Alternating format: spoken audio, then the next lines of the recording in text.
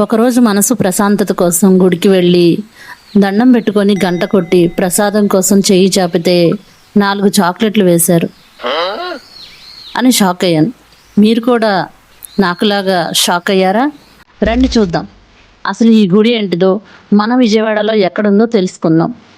ప్రశాంతమైన వాతావరణం, ఎటు చూసినా దేవతా వృక్షాలు, చల్లటి గాలుల్లో పసిపిల్లల బోసి నవ్వులు, పిల్లలు తినే చాక్లెట్లనే మాలగా ధరించిన స్వామివారు.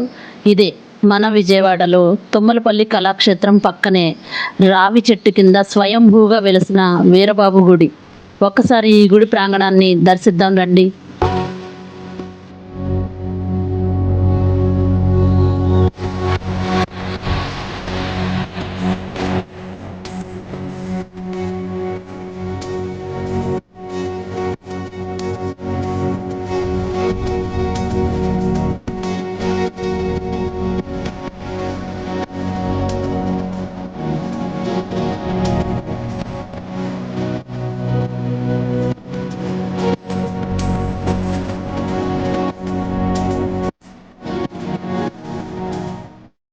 మీరు ఇప్పుడు చూసినట్లయితే మనం వీరబాబు టెంపుల్కి వచ్చాము. ఇదిగో ఇక్కడ అంతా చిన్నపిల్లలు ఎక్కువగా ఆడుకుంటున్నారు. ఆట వస్తువులు కూడా మీరు చూడొచ్చు. ఎక్కడ ఏ టెంపుల్లో మనం ఆట వస్తువుల్ని చూడం, ఇక్కడ మాత్రం చూడండి ఆట వస్తువులు. చిన్నపిల్లలు ముఖ్యంగా ఇక్కడికి ఎక్కువగా వస్తూ ఉంటారు. విశేషాలన్నీ మనం తర్వాత చూద్దాం. ఇదిగో ఈ గుళ్ళో దర్శనం అయిన తర్వాత పక్కనే మర్రి చెట్టు ఉంది, చూద్దాం రండి ఒకసారి.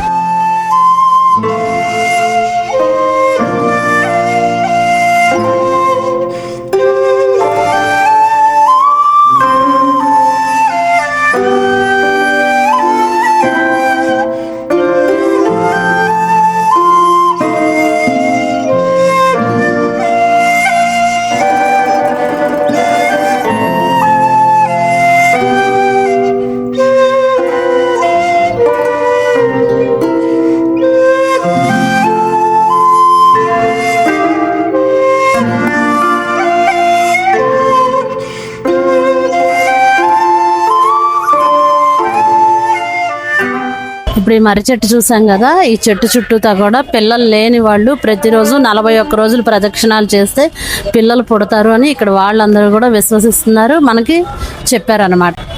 ఈ దసరా శరన్నవరాత్రి 9 రోజులు కూడా దర్శనం అయిన తర్వాత ఇదిగో ఈ మర్రి చెట్టు నుంచి లోపలికి రండి. వెనక పక్కనే భోజనాలు జరుగుతూ ఉంటాయి. 9 రోజులు ఇక్కడ భోజనాలు జరుగుతాయి అన్నమాట, అన్నదానం. అలాగే ఇక్కడ కార్తీక మాసంలోనూ భోజనాలు జరుగుతాయి. అలాగే శివరాత్రికి ముందు 15 రోజుల ముందు నుంచి ఇక్కడ అన్నదానం జరుగుతుంది. శివరాత్రి రోజైతే దాదాపు 10,000 మందికి పైగా భక్తులకి ఇక్కడ అన్నదానం జరుగుతుంది.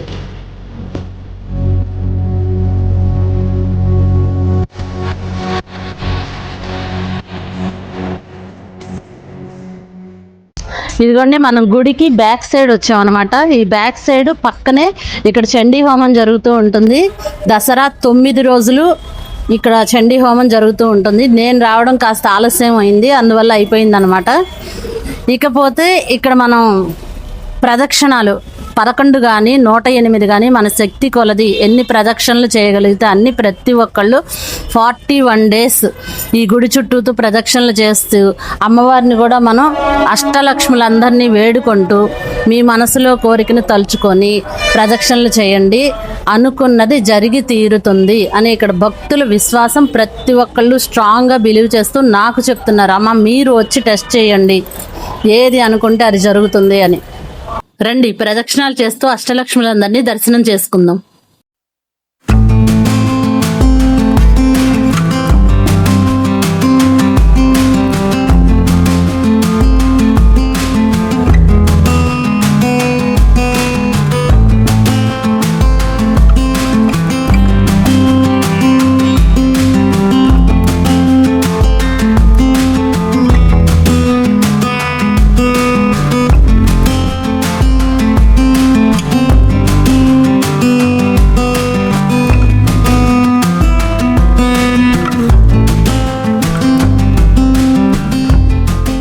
ఈ గుడి యొక్క చరిత్ర ఏంటి అనే విషయాన్ని గురించి ఇదిగో మనతో పాటు ఒక గెస్ట్ ఉన్నారు, ఇవన్నీ అడిగి తెలుసుకుందాం.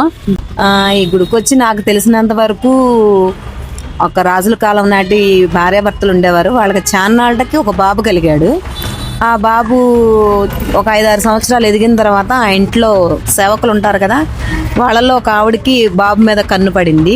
అంత బంగారం అంత ఇది చూసేసరికల్లా ఆ బంగారం అది నేను తీసుకెళ్తే నా పిల్లలు బాగా చదువుకుంటారు కదా, నా పిల్లలు బాగా వృద్ధిలోకి వస్తారు కదా అన్న ఆలోచనతో ఏం చేసిందంటే బాబుని తల్లిదండ్రులకు బయటికి వెళ్ళిన సమయంలో బాబుని తీసుకెళ్ళిపోయింది.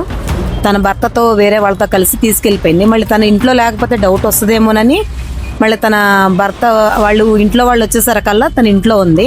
బాబు ఏమయ్యాడనంటే తను ఏదో కొట్టుకుని బాబుని తీసుకెళ్ళిపోయారు అని చెప్పింది. చెప్పేసరికల్లా ఆ రోజుల్లో అంటే మనుషులను పెట్టి వెతికిస్తాం అయ్యే కానీ అంతవరకు పోలీసులు వాళ్ళు లేరు కదా, వాళ్ళు అలా వెతికిస్తూ ఉండగా బాబుని మళ్ళీ దొరికితే తన పేరు కంపల్సరీ చెప్తాడు, ఎందుకంటే తన ఫస్ట్ నుంచి అలవాటు కాబట్టి తన పేరే చెప్తాడన్న ఇదితో ఏం చేసిందంటే బాబుని చంపించేసింది.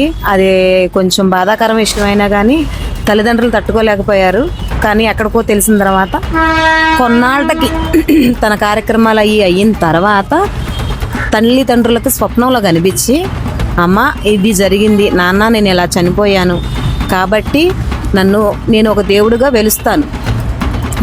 జరిగిందంతా చెప్పాడు. పలానా తను తీసుకెళ్ళింది, వాళ్ళు ఇలా చేశారు, నేను చనిపోయాను, నేను మీకు లేను అని చెప్పాడు బాబు. చెప్పిన తర్వాత చాలా బాధపడి ఇక చేసేది ఏం లేదు నాన్న, మీరు ఇలాగే ఉండండి, నేను ఒక దైవంగా వెలుస్తాను, నన్ను ఆరాధించండి, అలాగే మీరు ఎలా బాధపడుతున్నారో అలాగే ఇంకా ఇతర తల్లిదండ్రులు బాధపడకూడదు, నా దగ్గరకు వచ్చి నన్ను వేడుకొని నాకు ప్రదక్షిణాలు అవి చేసి నాకు నచ్చినవి ఇచ్చి మొక్కుకుంటే నేను వాళ్ళకి సంతానాన్ని కలగజేస్తాను అని చెప్తాడనమాట. చెప్పిన తర్వాత బాబుని ఇక్కడ ప్రతిష్ఠించటము ఇలా చేయటము అది జరిగింది. అప్పటి నుంచి ఫేమస్ అయింది. ఇది ఇవాళది కాదండి, 200 సంవత్సరాల క్రితం నాటిది.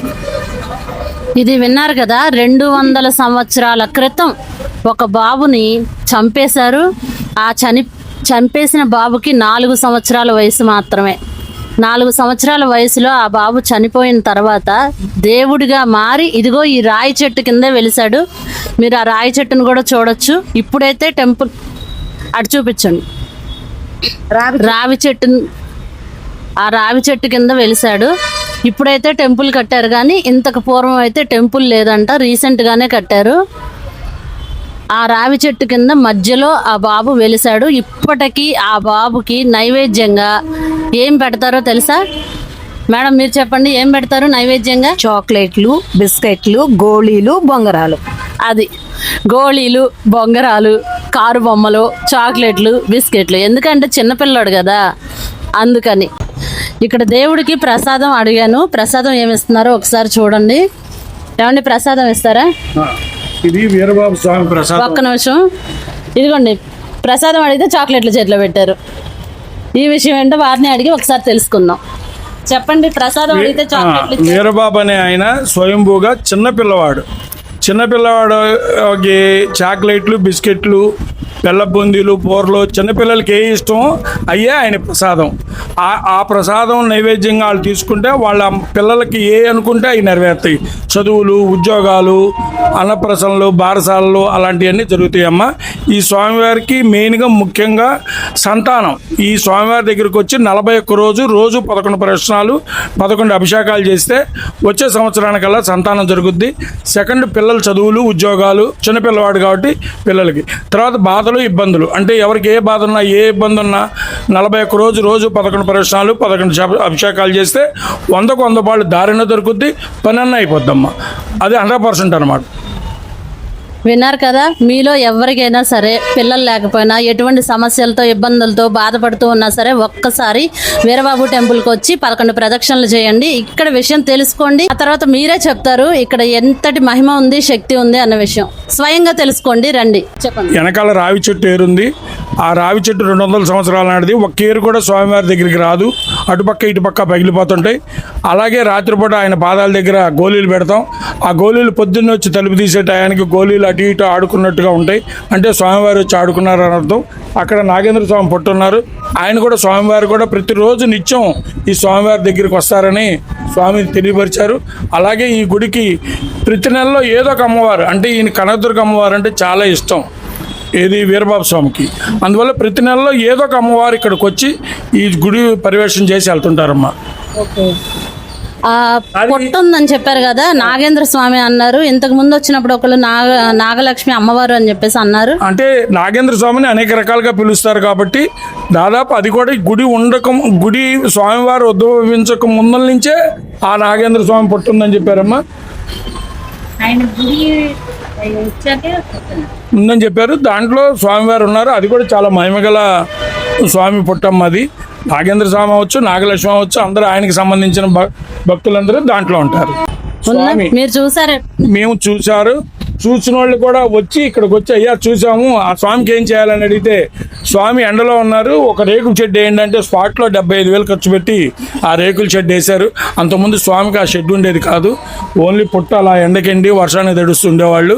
అలాంటిది వారికి కనపడ్డారు కాబట్టి వారే వచ్చి అడిగారు. ఇక్కడ అడిగినందుకు వారే ఆ పుట్ట షెడ్ వేయించారు. దానికి నిదర్శనమే అది. బారసాలలో అన్నప్రసనలు జరిగినాయంటే వాళ్ళు వచ్చి మొక్కుకుంటేనే ఇక్కడ జరుగుతాయి. ఇక్కడ సంతానం కానీ పిల్లలకి దిష్టి దోషాలు కూడా పోతాయి ఆయన రక్ష కట్టించుకుంటే. సాయంకాలం ప్రతిరోజు సాయంకాలం పూట ఇలాంటి రక్షిస్తారు. ఈ రక్ష కట్టుకుంటే పిల్లలకి, ఇప్పుడు మనకి పిల్లలకి తడుచుకుంటేనో దిష్టి దోషం తగులుతానో ఎక్కడ తీసుకెళ్తాం, మసీదుల దగ్గర తీసుకెళ్ళి 200, 300 అలా కట్టిస్తాం. అలా కాకుండా ఈయన దగ్గరికి సాయంకాలం పూట తీసుకొస్తే సాయంకాలం ఆయన స్వయంభూ స్వామికి తాకిచ్చి ఆ రక్ష పంతులు గారు కడితే తెల్లారేటప్పటికల్లా అబ్బాయికి అన్ని రోగాలు నయమయ్యి హ్యాపీగా తిరుగుతుంటాడు ఆ పిల్లవాడు. అంటే నాకన్నా భక్తుల్ని కావాలని వారం వచ్చి ప్రతి సోమవారం నాడు రండి. ప్రతి సోమవారం నాడు దాదాపు 1000 మంది భక్తులు వస్తారు గుడికి. ఆ భక్తులను అడిగితే వాళ్ళే చదువుతారు మేము చెప్పేదానికన్నా. అవునా? ఓకే, మంచిదండి. చిన్న పిల్లల్ని కనుక డెక్కత్లో అనుకో మరో చోటకో తీసుకువెళ్లే బదులు ఇక్కడికి తీసుకురండి, చక్కగా ఆడుకుంటారు. సాయంత్రం పూట కాసేపు 1 గంట సేపు తీసుకొచ్చి ఇక్కడ వదిలేయండి, బ్రహ్మాండంగా ఆడుకుంటారు.